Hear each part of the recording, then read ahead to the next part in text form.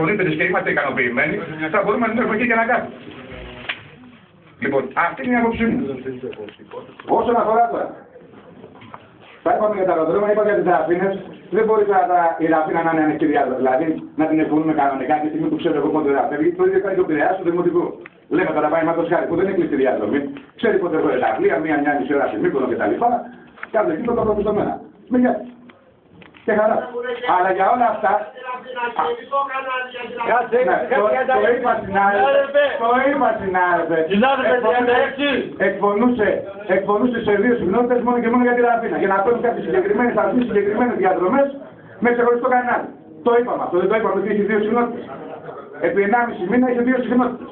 Δηλαδή αυτή ήταν δίκαιη κατανομή απέναντι στους υπόλοιπους και ίση. Σέβεται το μεροκαματό μου. Δεν το σέβεται το μεροκαματό μου.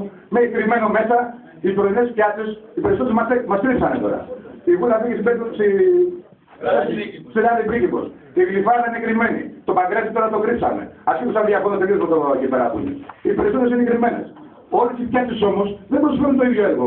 Δεν μπορείς να βάλεις τη Νέα Σμύρνη μαζί με τη Βούλα. Η Νέα Σμύρνη βγάζει 10 διαδρομές τα 10 λεπτά και η Βούλα βγάζει κάθε 3 ώρες μία. Δεν μπορείς εμένα να με κρύβεις 2 ώρες.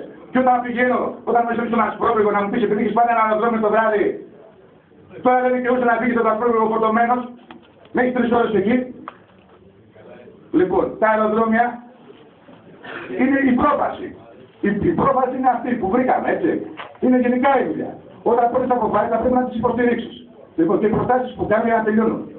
Οι προτάσεις που είναι να πάρθει άμεσα πίσω αυτή η απόφαση, να λειτουργούμε κανονικά, μέχρι την επόμενη Γενική Συνέλευση, η οποία θα αναλάβει η διοίκηση να κατεβάσει έναν τρόπο λειτουργίας, ίσο και δίκαιο. Σπυρό. Να το αποδεχτούμε όλοι εδώ, κάνω πρόταση. Συγγνώμη.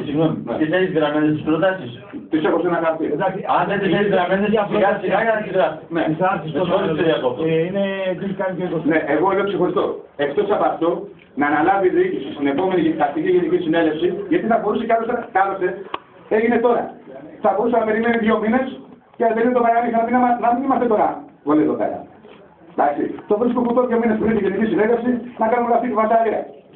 Λοιπόν, τι ήθελε να αποδείξει τώρα δείξει, δεν ξέρω. Θα μπορούσε να περιμένει.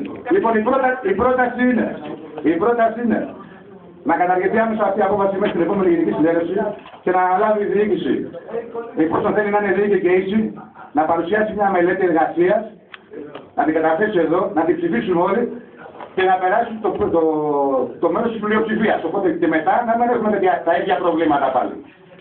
Και δεύτερον, η τηλεφωνήτρια, μέχρι να δούμε τηλεφωνήτρες και να εξοπλιστούμε να ξαναγυρίσει ξανά πάλι στη θέση της, γιατί εμένα μου λείπει, Σιγά να τη δρά. είναι συγκεκριμένη. Εντάξει, η τηλεφωνήτρια να ξαναγυρίσει πάλι στη θέση της. Εντάξει, μέχρι να βρούμε και να εξοπλίσουμε το τηλεφωνικό μας και έτσι όπως είναι, και μετά ας γίνει και θέλει. Ας γίνει και πρόεδρος του Λαβή Ταξί. Ευχαριστώ.